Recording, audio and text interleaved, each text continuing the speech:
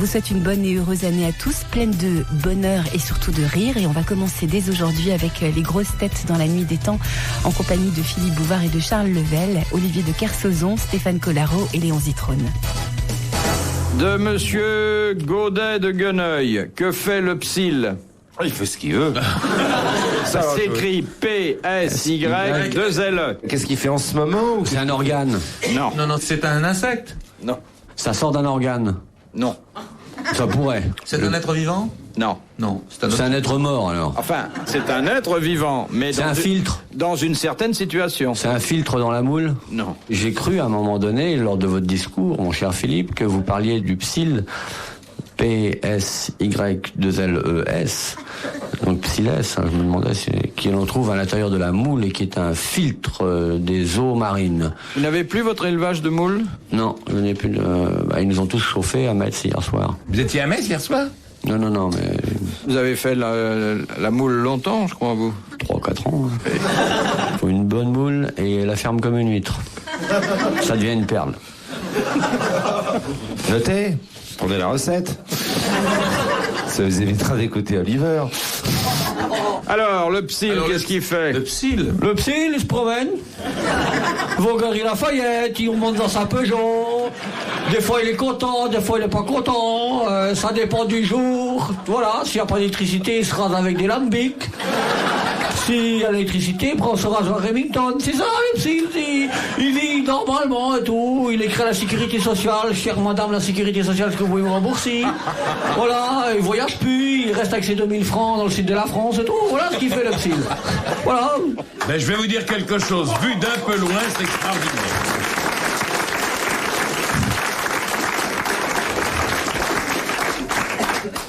C'est un être vivant en mutation. Ça vous ferait plaisir qu'on trouve, Philippe? Bah, Est-ce que l'on a déjà vu des PSIL aux grosses têtes? non, pas du tout. Et d'ailleurs, on n'en voit pas beaucoup en France. Et je pense pas qu'il y ait beaucoup de Français qui exercent la profession de PSIL. Ah, c'est un métier. Ah, c'est une profession. Oui. Ah, c'est en Belgique alors. Ah. Ça, c'est en Belgique. En Belgique. Pourquoi en C'est Belgique? ceux qui capturent les frites là. Est-ce que c'est une Chasseur de frites. Mon métier, là. professionnelle dans certains pays? Est-ce Non. qu'il y a des pays où il y a une corporation de PSIL? Oui, bien sûr. Dans les Indes. Aux Indes, il y a énormément de De PSIL. plus en plus. Ah, ce sont des gens qui ont... Il y a des faux psys d'ailleurs, avec du mascara dessus. Ce sont des moines? Non. C'est entre les intouchables et les tripotés. C'est là qu'il est le psy. Il hésite. C'est un état. Enfin, c'est une Profession. Une profession. Est-ce que vous avez des dispositions pour être Ce PSIL? sont des C'est une profession dite libérale. lecteurs de... Non, libéral, non. C'est un écrivain. Non, pas Cela n'a rien à voir avec les bouilleurs de cru, par exemple. Non. C'est religieux. Il y a une connotation religieuse C'est dans celui qui met le l'activité feu du PSIL. au machin là, quand il meurt. Du bûcher, là, non. C'est celui qui boit dans le Gange avec une paille. Ils travaillent dans les temples? Ce sont les mendiants? Alors, non, il m'en dit pas, mais enfin, il vit quand même. Ils aimeraient bien mendier, mais ils mendient en cachette. Eh bien, vous allez applaudir comme il le mérite, Monsieur Godet de Gueneuil. Encore 500 francs, encore une cassette des grosses têtes, encore un jeu des grosses têtes, encore le journal des grosses têtes et encore 4 disques des grosses têtes. Parce que le PSIL, c'est le jongleur, l'artiste qui présente des serpents apprivoisés. C'est dégueulasse. Et pourquoi? Mieux vaut les présenter apprivoisés que pas apprivoisés. Hein. Mais Léon présente les serpents apprivoisés entourés d'un bolduc. Léon, où est-ce que vous avez déjà vu ça, puisque vous sortez jamais d'Europe? Mais ils viennent chez lui. Bonjour, monsieur Léon, c'est nous le psyl. Voilà nos serpents. Je viens vous tirer la sonnette. Non, vous avez vu où des serpents, Léon? Un peu partout. Ah, Vous bon. voyez ça? Oui. C'est une espèce de petit rond. Vous avez une main où il y a le carré blanc, c'est curieux, ça. C'était sur le niveau. Au-dessus de Saint-Méry. Et en glissant, j'ai mis ma main sur une tête de vipère qui m'a mordu. J'avais 12 ans. J'ai donc dû prendre mon couteau et me couper, faire saigner.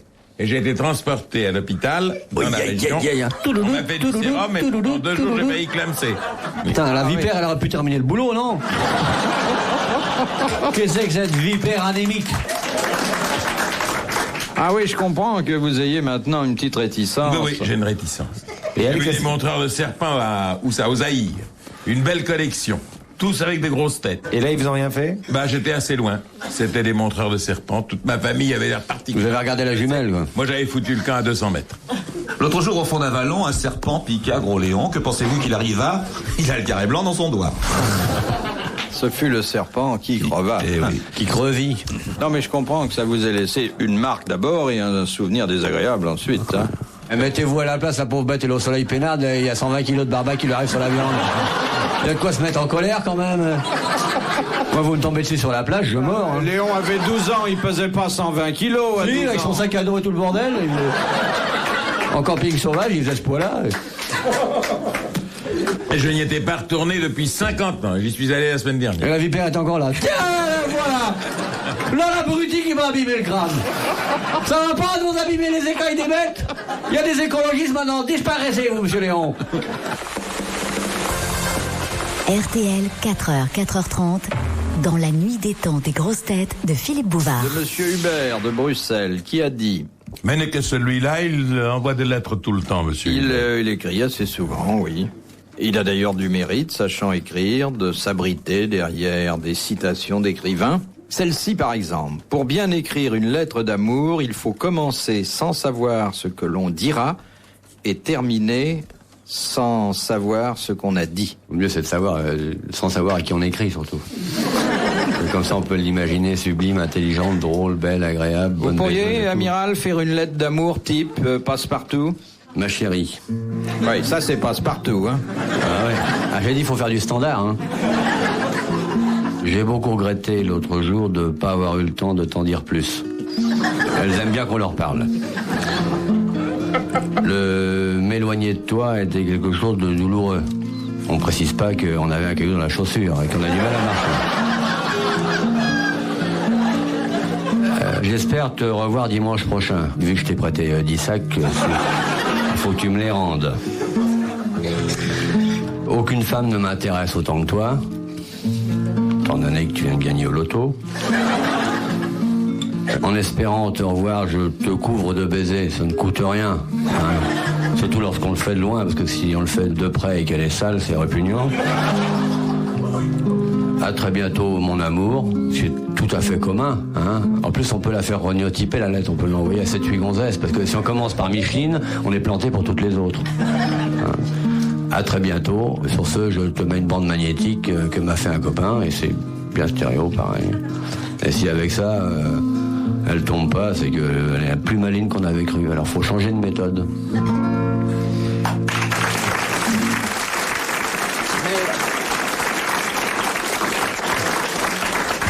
Ah, il sait parler aux femmes, hein. Ah, oh là là, Ouais. oh là là. Ah, ça, c'est pas votre style, hein, Léon. Chacun son style. Je vous ai vu Chacun quand son même style. courir à côté d'un train Oui. pour tenir la main de votre femme jusqu'à ce que la locomotive sorte de la gare. Non, c'est Oui, parce qu'il j'ai avait... essayé de retenir. Non, c'est parce qu'il avait pas de billets.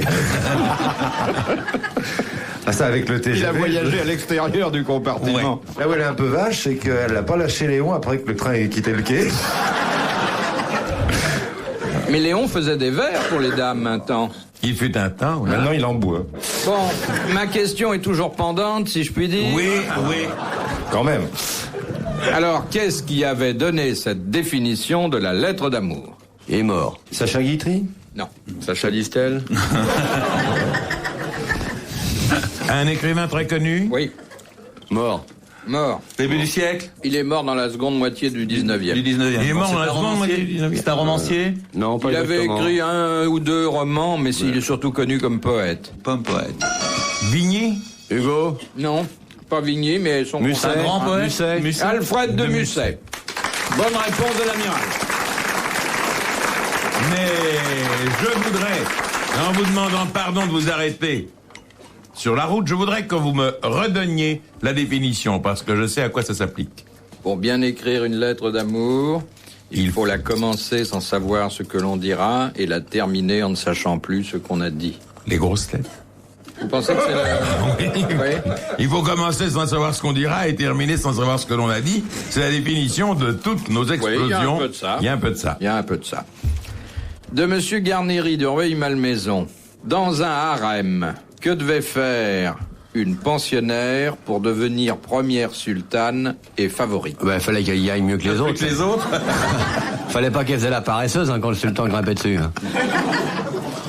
Ça a rapport avec l'hérédité, avec l'enfant qu'elle donne au sultan. il y avait Un mâle. Il fallait qu'il lui donne son premier mâle. Il fallait que ce soit effectivement un fils, mais il y avait une condition obligatoire, et d'ailleurs logique. Bah, c'est que le fils soit du patron, quand même. Oui.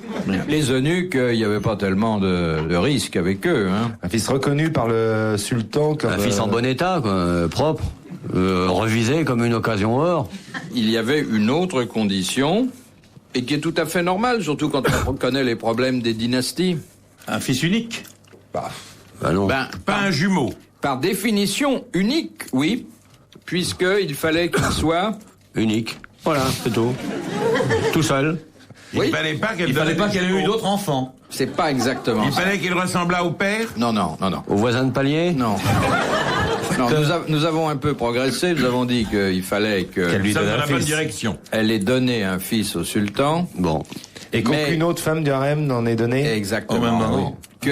Qu'elle lui ait donné son premier fils. Excellente réponse de Stéphane Collaro, qui connaît admirablement les harems. Vous avez déjà visité un harem? Oui, le harem Globetrotter. Il y a plus de mecs que de filles. Ils sont Mais tous c'est noirs. bien, ils sont tous tout noirs, mais ils sont... Non, mais Ils ont tous visite le ballon encore. dans ce harem-là. Si on visite pas des harems en fonctionnement, on visite dans des locaux où furent installés des harems, non? Oui.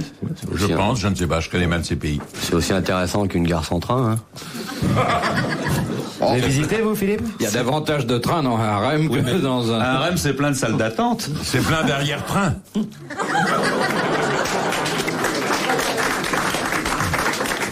Non, je trouve assez fascinant regardez Salomon qui avait 700 et quelques femmes. Bon. C'est pas Salomon, c'est mon salaud.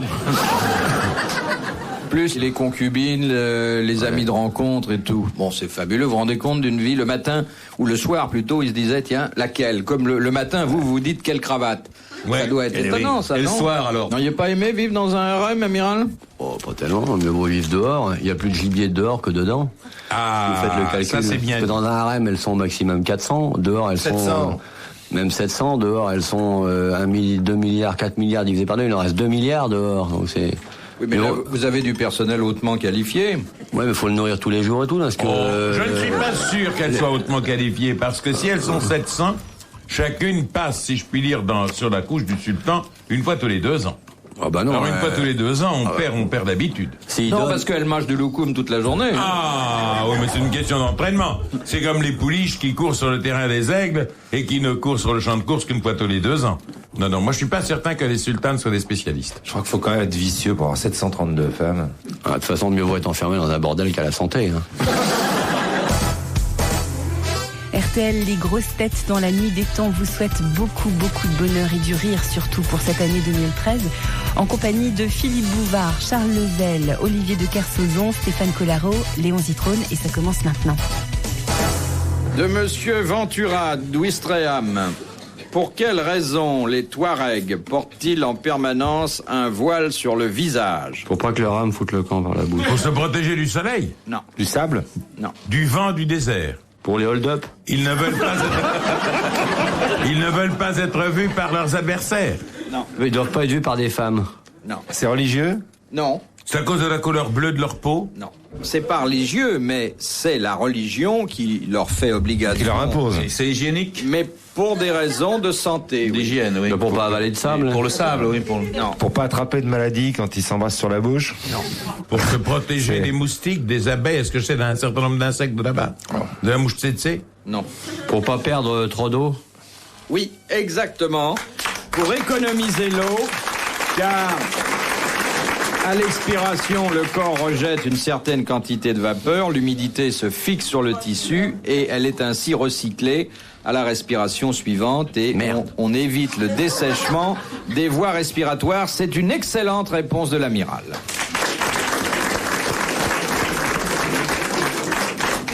Dire que l'amiral a eu souvent des voiles sur le visage. Mais pendant les tempêtes uniquement. Eux, ils mettent des voiles pour garder la vapeur, par contre. Non, mais c'est fabuleux de penser qu'il y a des siècles, on avait... Mais n'y pensez pas et dormez tranquille. C'est de l'écologie dans la lettre. C'est de l'écologie, oui, et en même temps de la physique amusante. De Monsieur Legras de Caen. Ah, le même, oui. Toujours. Qu'est-ce qu'on appelle l'escafignon? Oh. L'escafignon, c'est une arme? Non. C'est la partie du corps d'un animal? Non. D'un individu? C'est lié à une certaine partie du corps. Est-ce que vous avez un escafignon, par exemple, que les gens connaissent? J'essaie de ne pas avoir d'escafignon et je vous en souhaite autant, cher Léon. Mais à cette saison de l'année, on n'en est jamais très sûr. C'est pas avoir Ça vient avec la d'escafignon? chaleur? Ça vient beaucoup avec la chaleur, l'escafignon. De la sueur, non? De la Ça transpiration. vient avec la sueur et la C'est une sueur irritation. vient avec la transpiration, comme Léon l'a rappelé. Oui. Une irritation? Ça peut s'accompagner Un petit d'irritation. bobo. Non, le petit bobo n'est pas obligatoire. Non. De l'érysipèle. Non, Des espèces d'humeur dans les yeux. non, Non, ça se situe sur tout le corps? non, à un endroit sur le seulement. sur le Un visage? endroit Non. tout à fait précis. À l'œil. Oui. Non, Comment vous appelez ça, l'escafignon? l'escafignon. Est-ce que c'est sur le visage? Non, Non, c'est en Est-ce bas, que plus c'est bas. situé sous la pomme d'Adam? non. Sous la ceinture. Oui, oui. Entre la pomme d'Adam et le nombril? Plus bas. Sur le... Comment vous appelez ça? Mais je l'appelle pas, Léon, il vient tout seul.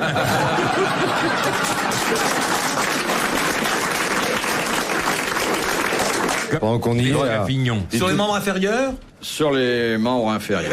Sur les pieds? Les pieds. Oui, ce sont les Des sortes de ampoules? petits les ampoules? champignons? Non. Ah, vous faites des champignons dans vos pieds, vous? Oh, vous savez, les jours de très grande chaleur, lorsque Les je fais corps. beaucoup de marche, il peut y avoir des Il petits... suffit de verser un peu de vinaigrette, ça vous fait un casse-croûte. Mais le difficile, c'est de l'attraper ensuite avec la langue. Car je ne suis pas, moi. Les Ah, durillons? quand on dit que vous êtes très cultivé, je comprends. C'est un bouillon. C'est sur les pieds, vous dites? Bah, il l'a dit. Oui, c'est lié aux pieds. Transpiration des C'est pieds. lié à la transpiration des pieds. Ça pue alors. Eh bien oui, c'est la l'odeur. mauvaise odeur que dans les cas de chaleur et de propreté douteuse, on peut émaner des pieds humains. Bonne réponse de l'amiral. J'espère que cette émission ne passe pas à l'heure du dîner. Bah, enfin, vous avez jamais écouté? Les grosses têtes, jamais. On vous a jamais dit que ça s'arrêtait à 6 heures? Non. Ah ben, faut savoir, Léon. Comment les grosses têtes, ça Vous savez, passe vous savez que c'est sur RTL? Je l'ai entendu dire. Je l'ai entendu dire. Vous savez que vous y participez de temps en temps? Oui, c'est vrai. C'est vrai. Bah, ça va, alors. L'essentiel, oui. Alors bon, évidemment, dans les milieux huppés où nous nous promenons les uns les autres, il n'y a pas d'escafignon. Non, Oui, Mais enfin. ceux qui ont fait leur service militaire dans l'infanterie ont dû garder certains souvenirs olfactifs. Moi, je l'ai fait dans les tirailleurs algériens, alors je peux vous dire que les scafignons, je les connaissais. De quoi sont les pieds? L'objet de soins de- constants. Dernière citation, et c'est Madame Pruvot de Massy une ligne de pêche. qui la soumet. Qui a dit « Hiver en Égypte, juin à Paris, voilà le snobisme des hirondelles. » c'est joli. Un hein. poète? Non, Non. c'est Rostand. Hein. Non, C'est Roustan. C'est un homme de science? c'est un auteur français. Mort. Mort. Hiver en Égypte, juin à Paris. Un auteur très connu. Oui, Oui, Qui assez avait des connu. tirages considérables. Non, il a eu de grands tirages. Maurice de pas Cobra. considérable. Non, il est mort bien après Maurice de Cobra. Ouais, ouais. Il a eu du mal à entrer à l'académie, Mais il est rentré quand même. Il y est entré quand même. Marcel Pagnol. Marcel Pagnol. Il a pas eu de mal à rentrer à l'académie. C'est un voyageur? Oui, Un assez. grand voyageur. Pierre Loti? Fernand Gregg. Morand? Paul Morand. Morand. Voilà. Très bonne réponse de Charles Lebel. Messieurs, bravo, merci. À la prochaine fois. Retrouvez les grosses têtes dans la nuit des temps sur RTL.fr.